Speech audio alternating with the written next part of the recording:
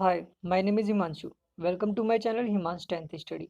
इस वीडियो में हम हल करेंगे कक्षा 10th के चैप्टर 1 की प्रश्नावली 1.3 का प्रश्न नंबर 3 का तीसरा वाला पार्ट, जिसमें हमें दिया है 6 प्लस रूट 2। ठीक है, इसे हमें एक अपरिमेय संख्या सिद्ध करना है। और अपरिमेय संख्या सिद्ध करने के लिए हमें क्या करना होता है, हमें विरोधाभास उत्पन्न करना होता है। ठीक है, और विरोधाभास कब उत्पन्न होता है, जब हम एक गलत कल्पना करते हैं। मतलब यहाँ पर हमें एक अपरिमेय संख्या दी है, हम इसको मान लेंगे इसका उल्टा। ठीक है, कि यह है एक परिमेय संख्या है, तब हम इसको एक अपरिमेय संख्या सिद्ध कर पाएंगे। ठीक है, तो हम यहाँ मान लेते हैं, माना 6 प्लस रूट 2 एक परिमेय संख्या है।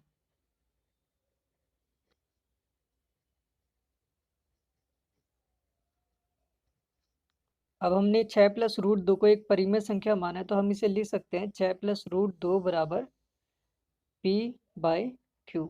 ठीक है, जहाँ q is not equals to zero, q कभी भी हमारा ज़ीरो नहीं होता है, क्योंकि जो परिमेय संख्या होती है उन्हें हम p अपॉन क्यू के रूप में लिख सकते हैं। ठीक है, इसलिए हमने इसको इसके बराबर लिखा है। और जो परिमेय संख्या होती है उसमें कभी भी ये नीचे वाला जो पार्ट आता है, ठीक है, नीचे वाला जो नंबर होता है, ये कभी भी ज़ीरो नहीं होता है। और p और q दोनों पूर्णांक होते हैं, तो यहाँ हम लिख देते हैं p और q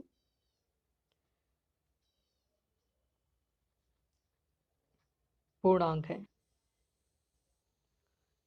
इस पूर्णांक की जगह पे सहअभाज्य भी लिखा जाता है। ठीक है, लेकिन सहअभाज्य का प्रयोग हम कब करते हैं, जब हमें एक सिंगल नंबर दिया होता है। जैसे रूट 2 एक अपरिमेय संख्या है, सिद्ध करना है, या रूट 3 एक अपरिमेय संख्या है। ठीक है, या फिर रूट 5 जो सिंगल नंबर होता है, जब हमें उसे सिद्ध करना होता है तब हम यहाँ पर सहअभाज्य का प्रयोग करते हैं।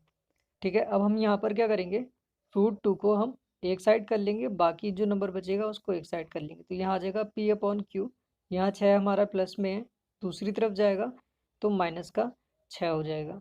अब एक चीज़ मैंने आपको पहले बताई थी कि जब हमें दो परिमेय संख्याएं दी होती है, ठीक है, इनके बीच में आप चाहे प्लस करें, चाहे माइनस करें, चाहे गुणा करें, चाहे भाग करें, ठीक है, आप कुछ भी करेंगे तो आपको एक परिमेय संख्या ही प्राप्त होगी। और इन दोनों में से अगर कोई भी एक अपरिमेय हुई तो आपको अपरिमेय संख्या प्राप्त होगी। ठीक है, अब p अपॉन क्यू ये तो एक परिमेय संख्या है पहले से ही, ठीक, और 6 एक पूर्णांक है, तो ये भी एक परिमेय संख्या हुई। तो जब परिमेय संख्या में से हम परिमेय संख्या को माइनस करते हैं तो हमें एक परिमेय संख्या प्राप्त होती है। इसका मतलब ये जो पूरा नंबर है, ठीक है, ये वाला जो पूरा नंबर है यह एक परिमेय संख्या है। लेकिन ये किसके बराबर है, रूट 2 के बराबर है। परंतु हमें पहले से पता है कि रूट 2 एक अपरिमेय संख्या है। लेकिन अगर ये एक परिमेय संख्या है तो रूट 2 को भी परिमेय संख्या ही होना चाहिए था, क्योंकि ये इसके बराबर है। तो यही चीज़ हम यहाँ पर लिखेंगे। ठीक है, तो हम यहाँ लिख देते हैं p अपॉन क्यू और 6 दोनों परिमेय संख्याएं हैं, परिमेय संख्या हैं। यहाँ पे पूर्णांक भी लिख सकते हैं हम। ठीक है, इसलिए ये पूरा नंबर लिखेंगे p अपॉन क्यू माइनस 6। ठीक है, ये एक परिमेय संख्या है, परिमेय संख्या है। ठीक है, ये एक परिमेय संख्या है तो रूट 2 भी परिमेय ही होनी चाहिए, तो हम यहाँ लिख देंगे, इसलिए रूट 2 भी एक परिमेय संख्या होगी। ठीक है, अगर यह एक परिमेय संख्या है तो ये भी परिमेय संख्या होगी। लेकिन यहाँ पर क्या हो रहा है, रूट 2 पहले हम सिद्ध कर चुके हैं यह एक अपरिमेय संख्या है, लेकिन ये किसके बराबर आई, परिमेय संख्या के बराबर आई। तो ये दोनों जो है ये आपस में एक दूसरे का विरोध करते हैं। ठीक है, मतलब यहाँ पर एक विरोधाभास उत्पन्न हो रहा है। तो हम यहाँ लिख देंगे, परंतु इस तथ्य से विरोधाभास उत्पन्न होता है।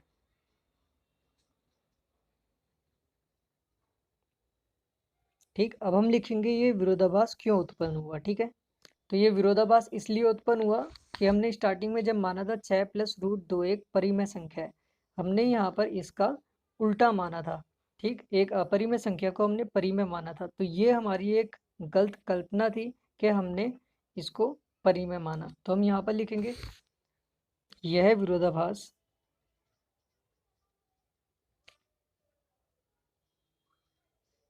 हमारी गलत कल्पना के कारण प्राप्त हुआ कि 6 प्लस रूट 2 एक परिमेय संख्या है। परिमेय संख्या है। ठीक, ये हमारी गलत कल्पना के कारण प्राप्त हुआ कि 6 प्लस रूट 2 एक परिमेय संख्या है। ये हमारी एक गलत कल्पना थी जिसके कारण ये विरोधाभास प्राप्त हुआ। ठीक है, तो हम यहाँ पे कह सकते हैं अतः